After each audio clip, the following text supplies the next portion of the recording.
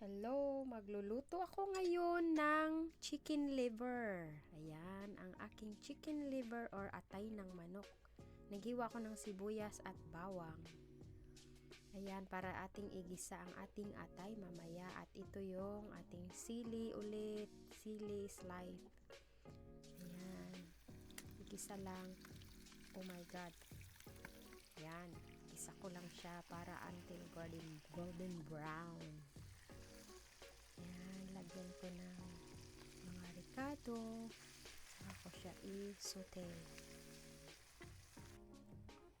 Yan, tapos lalagyan ko ng bell pepper, kamon powder, at saka tomato paste. Ayan, halo-halo lang. Ito yung masarap na pagkain na ulam. Masarap i-partner sa rice at saka kunting tubig. Yan. Tapos, yan, luto na siya. Pwede na tayong kumain. Ang sarap nito. Delicious. Kain lang.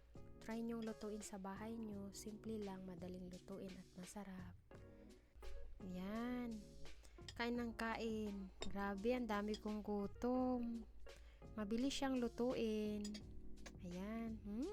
Thank you for watching, everyone. Follow for more.